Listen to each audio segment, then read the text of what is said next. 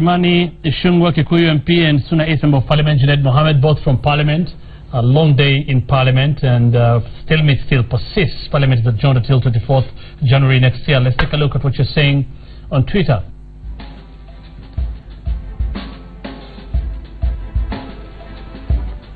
Zinji wa Gazigia.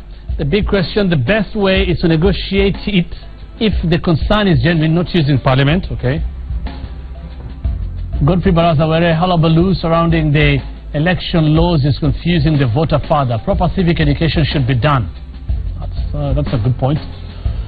Peter Santoni, Parliament is a house of rules and procedures. That amendment was unprocedural and therefore unnecessary. And patriotic Kenyan Parliament has not lost its decorum. Has not lost, okay? They are simply doing their job of protecting the Kenyan people. All right. Simiyu, just Simiyu, says let's invest in foolproofing the electoral system, including backing it up electronically. Or keep talking to us. The hashtag is a big question. You can also text us on 22422. We were watching Honorable Junaid Mohammed until some MPs tried to reach for the mace. Why was that necessary? No, that was, you know, we have been sitting since morning. From, let's say from midday. So we had good discussion during the midday up to lunch hour. Then in the afternoon we came back for sitting. We passed many important issues like the Commission on Revenue Allocation and other business that was ahead of them now. Now this one came a bit late in the evening, and there were issues. I raised issues on time where, you know, Parliament is supposed to rise at 6:30. Right. Unless you do a motion to extend the time 30 minutes before the 6:30. That's by 6 you should do a motion of extension, which nobody did. So we were requesting the Speaker for a ruling on that matter, and it took a lot of time, 2 hours to discuss it. Then after that a ruling was made, and then after that we were supposed to start with another agenda or another motion, which was Campaign Financing Management Act. The chairman just came from out of the blues and said, I've withdrawn that matter. Yeah. So that sends signals to us that there is mischief that's being prepared. And later, the majority leader stood up and moved a motion to extend again the House. And the Speaker had given a ruling of 55 minutes more. So, you know, so acrimony started from that point. And there was push and pull. So it was justified to try and do that? Who? To try and grab the mace, was it justified? You see, you know, you have to defend yourself by all means. When your constitutional rights are being, you know, subjugated, you have to, you know, when you corner a cat, he can come for you. Honorable You know, Hussein, why I'm laughing is because the Honorable Junaid is a very honest person at times, especially as he says when he's cornered like a cat. Like they were cornered today because they were cornered. One, of course, will not answer you directly the question you're asking whether it was justified. There was no justification at all to try to grab the mace because that is calling for disorder in the House and therefore a recipe for chaos in the House and anarchy for the country. But I say Junaid is honest because he clearly says that they were cornered, like a cat in a corner, because we had gotten to what they never wanted us to get to in the first place. Even he is rising on a point of order on the question of time. And I think we were just discussing it with him as we waited for this show, that Standing Order number 29 sub Article 5 is very clear that the Speaker will conduct the business that was gazetted for a special sitting until conclusion of that business for that day or days. There is no provision anywhere on the time. But over in that, because the Speaker made a ruling on that. The fact is that they never wanted the business that we were getting into, the business now that they wanted to interrupt, to proceed. Principally because these are people who do not believe in institutions. They are people who do not believe in the rule of law. They are people who want anarchy in this country. And therefore, what they wanted to do is to make sure, one, that we do not enact the legislation. In actual sense, stopping an institution, the institution of Parliament, from conducting the business that constitutionally, we are charged. Even him as an elected member of parliament for Suna East, he is charged with the responsibility. His principal responsibility as a member of parliament is that of legislation. Okay. And that is all we sought to do, to legislate in the House. All right. Let me respond to some of the issues you raised. Hussein, you know, you do legislation in parliament, but you must do it lawfully. You must do it within the confines of the constitution. You cannot legislate on illegality. You see, this issue that Jubilee was bringing today is an illegality. It has not gone through any committee of the House.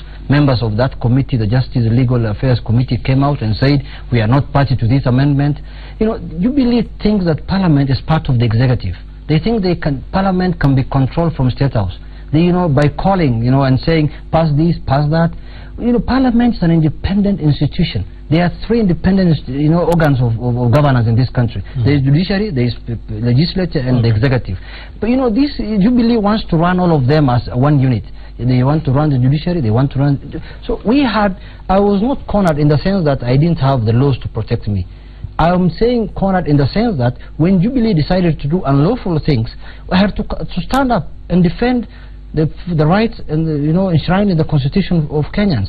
So I think he knows today they lost it, and he knows. He just came here to defend what he knows he lost it. So and it will not happen again. It didn't happen during the security laws. It didn't happen today, and it will never happen in the future, so long as we're living in this country together. Hussein, and I'm happy Junet, as I said, is very honest. One, he's saying that what was being done was not in line with the law. I wish you would point out which particular law we breached, or which particular provision in the constitution we breached, because we were sitting, let me you'll come back to it, we were sitting in a special sitting that has been convened in line with the provisions of the law and the constitution, and in line with our own standing orders as a House.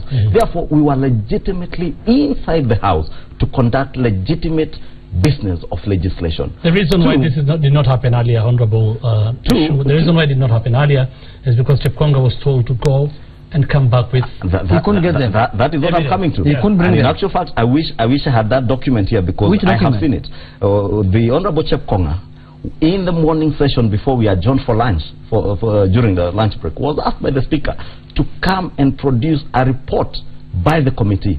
And in fact, the Honorable Chepkonga, let me finish. The Honorable Chepkonga had a report that he tabled on the floor of the House. I think on the 25th of October, if I remember the date well, because I can see the date it signed for tabling on the floor of the House. It's okay, it's okay. So when they discovered, let me finish that point. Why they would not then have allowed debate to continue is because they knew they were cornered. The report that they purported was not there. The Honorable Chepkonga was going to table now that report and submit it to the House. At the end of the day, no, can I say something before you conclude? Okay. You see, Hussein, Honorable Chepkonga was told to bring a report of the committee of Justice and Legal in the afternoon. Yes. Honorable Chepkonga could not produce any report. Because the committee has never discussed this matter. That's why I was winding it up. Members of the committee spoke. Because now I'm coming to the illegality. Just one moment.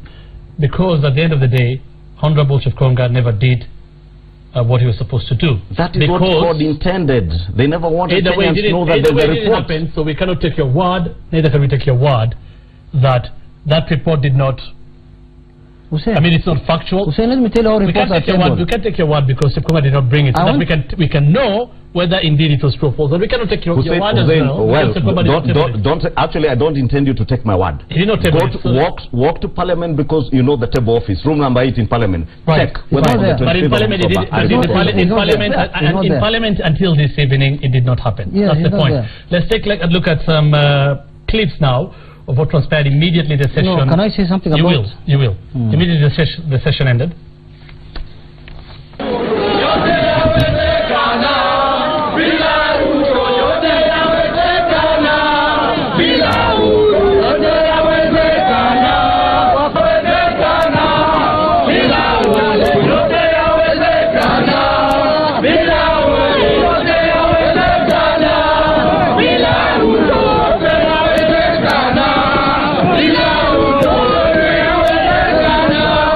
Bila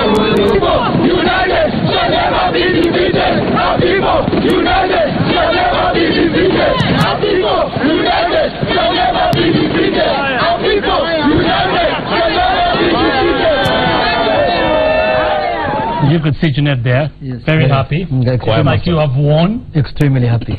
Right. You know, it's not me who won. Right.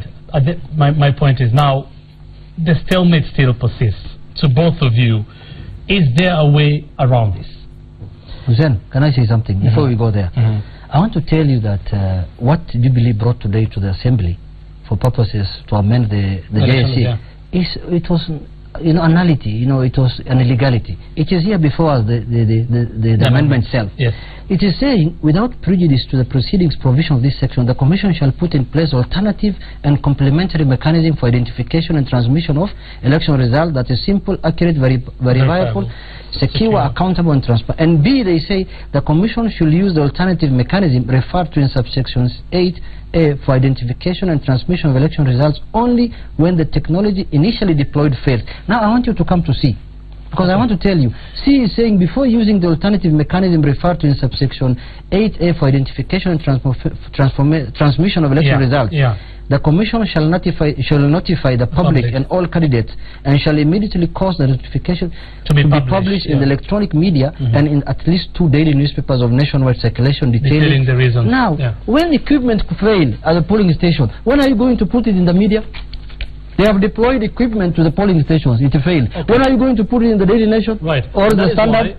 Or in the Citizen? And that is why I'm asking you, to both of you, what is the way out of this?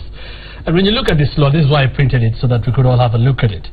When it says the Commission shall put in place an alternative and complementary mechanism for identification and transmission of election results, that is simple, and then goes ahead to say, if technology fails.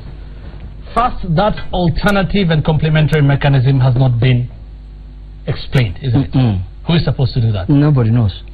Let me say this, Hussein, and I think there are certain things that doesn't need to be explained or defined in law, because they are rather obvious. Because when you talk of a complementary system of voter identification, you identify a voter at the polling station, one electronically using BVR, the BVR kit. If that fails, a complementary system will be in place. Which is what? When you walk into a polling station, first of all, to a registration center to register, the first place, I think, is that black book where they enter your name and all your details, your ID number and everything. You produce your identification documents. Then they put you now on the BVR system. Two, there's usually a printout that is done. And I'll give you a case example. Okay. I don't know if Junaid was there in the Malindi by-election. During the Malindi by-election at center, I think Malindi Primary School, I was an agent in one of those centers, and I witnessed a case where a lady walked in and putting her thumbprint on the BVR machine.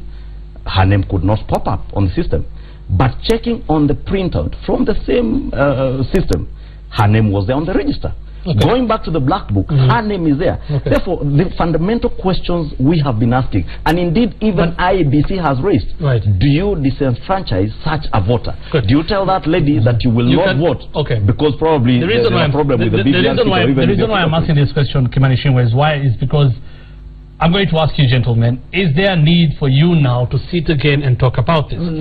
Because when you say a complementary system or alternative can only be the obvious, if you go somewhere and you have an EVID machine and it fails, can you have an alternative EVID machine? That's also possible, isn't it? It's also possible. So we still don't know what... In fact, and to come back to the question you're asking, is it possible for us to get a way out? Yes, indeed, it is very possible. And I was hoping through the legislative process, that is one institution that within our constitution we have created, the institution of parliament, where leaders like Junaid, myself and others can come together, negotiate, debate and deliberate on issues that are of importance to Kenyans. Now, what situation do we find ourselves in? Leaders who have been elected by voters in the core regions decide that we will now abrogate our responsibility as leaders to lead and legislate on behalf of the people. And we now go demonstrating and shouting, I don't know without who. But I want to say this, yote yawezekana true. But it will only be possible, everything will be possible if we take our responsibility as leaders to sit down and agree that indeed we have a problem that we must find a solution. Hussein, you see, this law didn't just come by itself. There was a committee that was formed by Parliament, a joint select committee, which I was a member. We went to Windsor Hotel and stayed there for 30 days. There are 7 members of theirs in that committee, and we had 7. We negotiated and discussed. We had experts from both sides. We had experts from IEBC. The director of ICT of IEBC was sitting with us throughout when we were coming with this kind of laws. Number 2, elections are not going to happen only in Jubilee areas. They're also going to happen in core areas. I don't know what is worrying Jubilee so much that they don't want to implement the law. Number 2, let me finish. Number 2, unless they want to steal the elections. Number 2, there is this thing called Integrated Financial Information Management System, IFMIS, where the government is using. People have been stealing money using that IFMIS. Why are they not reverting to manual? Why are they still sticking to IFMIS? They're saying we must use IFMIS, and people are stealing IFMIS through IFMIS. Okay. It is mischief. We will not allow it to happen. Right. The court side was not happy the way this thing was brought. That the whole laws, the laws that were there, it was a product of negotiations between court and Jubilee, isn't it? This didn't happen, but of course it's being said it came from JLAC. We're waiting to see what Chepkonga will table, if he'll table it. Chepkonga today had only a document from IEBC. We are waiting to see what will happen, but the question is there a way around this now? Is there a need for court and Jubilee again to sit down and other stakeholders and look at this to come up with a solution? Is court open to that? Hussein, this law was passed in Parliament. It went to the Senate. It went to the President. He assented to it. It's a law. The only thing remaining now is to implement the law. And Jubilee is resisting implementation of a law that we passed. You're saying there's no room? There's nothing. Let's meet at the ballot.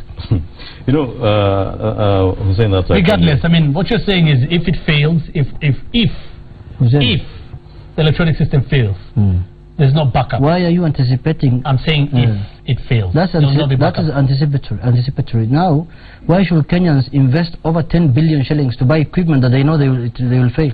Why don't you not buy them? My friend, this is a replica. What they want to do is what they did in 2013, where even servers, now we know they are talking about network. Servers that were based in Nairobi, where there is 4G, collapsed in 2013. Servers collapsed. Do you propose to sit and talk again? Or what? Let me tell you this. Definitely, as a leader, I must, of course, ask for sobriety. I must ask that we need to go back to the same house, sit and debate, and see the sense and logic in doing what we are doing. One of the things that Junet is saying, that you cannot invest in a system that fails. I'll give you a classical example. Today, I can come with a gadget here that will jam your network here, and you cannot transmit anything using your phones. The same thing could happen. And I think what the court coalition is looking for, most likely, during the election on August 8th next year, just jam frequencies in a few areas, a few counties. You will have an inconclusive election. You will only need one polling station in this country for people not to be able to identify biometrically, for people not to be able to vote. Then you will have election petitions. Okay. The justification they are looking for, and I'll tell you this without any fear of favor, because Junot is clearly under instructions from other quarters. Those quarters have told him, the only quarter you work for, not even for the people of Suna, because the people of Suna, indeed, none of those people want to be disenfranchised by a system, by an electronic system. The quarters that are telling them is make sure. Which quarter? Because they are not prepared, and this is a plain and painful truth, that the court coalition is not prepared for an election on August 8th, 2017. Therefore, they want to create all manner of hurdles to having a conclusive election where Jubilee might be declared as a winner, and therefore force themselves into a government of national unity. And that is all they are looking for. The puppeteering you've had us talk about with foreign governments is the same thing, and that's what they are being funded to do. Now that you brought that up, I'll have to ask you again. But you have said you're willing to talk and debate in Parliament, not outside Parliament. Let me say this. The Constitution is very clear. Article 96 of the Constitution. Simple. Do you want to do it in Parliament or outside Parliament? Because this law was generated outside Parliament. I would rather do it within Parliament for a simple reason. Where you have tyranny of numbers. Timelines. Where you know you have numbers. That's for sure. Not necessarily where we have numbers, because even in the committee we had equal numbers. You had equal numbers. We had equal numbers. When you bring it for debate, let me explain this to you, Hussein. Whatever you do, remember even the negotiated deal that they did, 7 members from CORD, 7 members from Jubilee, is a product that then came to the House where Jubilee still has numbers. But therefore, it came to the House, Honorable Ishungwa, after both Jubilee and CORD agreed. No changes. No changes. No amendments. There was a cordial relationship. Baba said, Uhuru said. There was a cordial relationship then. They all agreed nothing will be done. Now, why wouldn't you want to do the same thing through consensus? Why are you saying, why are you insisting on this one to do it in Parliament? I told you for one particular reason. And if only this court brigade had allowed the Honorable Chepkonga to make his point on the floor, the country would have had the opportunity to interrogate those issues.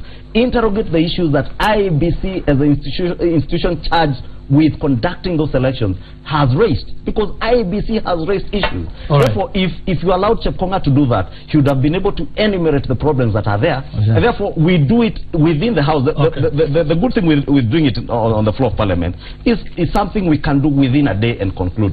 Is it that the CORD leadership in Parliament or the CORD voters do not trust their leaders in Parliament, like the likes of Honorable Junet, or they just have to do what Raila Odinga tells them to do? You'll say something, but I have to ask him this question, because he's brought it up about foreign nations and funding the opposition. And we saw the US and the European Union countries today talking against that. One of the things we saw yesterday was the NGO board, the registering IFES, the International Foundation for Electoral Systems. My question to you, and because this came from the government, number one, if you know ABCD is happening, why can't you flag out NGO 1, 2, 3 are doing ABCD and take them on? And number two, IFES has been working here since 2002 with IEBC until today.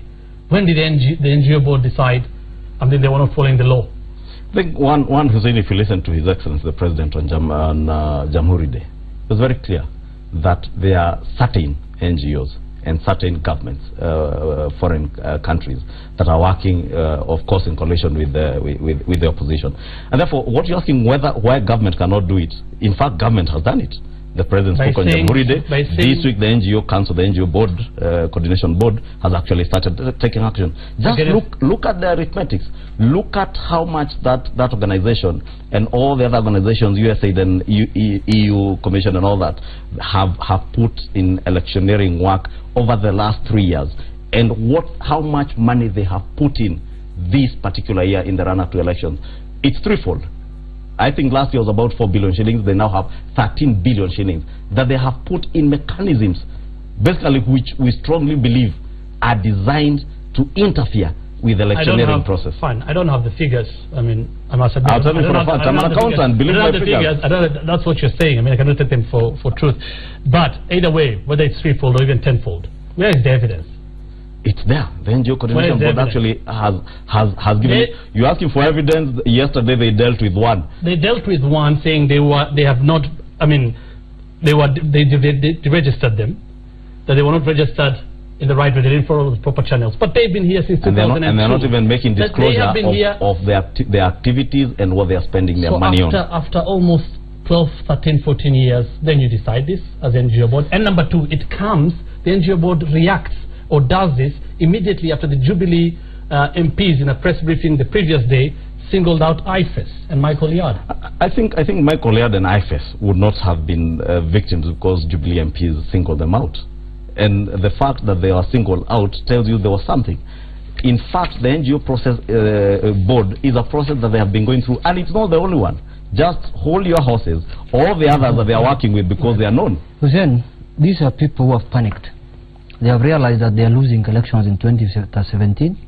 Now they want to hang on everything and anything. Number two, I don't know why they are victimizing IFES. IFES has been there since 2002 up to now. They have been helping IEBC. I remember the other day the president speaking at Jamhuri Day. He said in Kiswahili, badala ya kupatia pesa wakora ambayo wanatembea hapa, enda peleka kwa IEBC. And that's the same thing IFES is doing. Now they are saying they don't want to donor funding to IEBC. How many programs are funded by donors in the government? In the Ministry of Health, in the Ministry of Environment, even in the Ministry of Defense, bilaterals. Why are you choosing which money from Wazungus are good and which money is bad? Okay, Honorable Junet Mohammed and Honorable Junet Mohammed and Kimani Ichung'wah, thank you so much for making time for us for the big question. We were hoping both will say they'll sit and talk about these issues. There's still time. If you come back to Parliament. There's still time. We'll see what happens. If you still come back to Parliament. Keep talking to us, and thank you so much for making time for us, gentlemen. Keep talking to us. The hashtag on Twitter is the big question. You can also text us on 22422. We're back after this.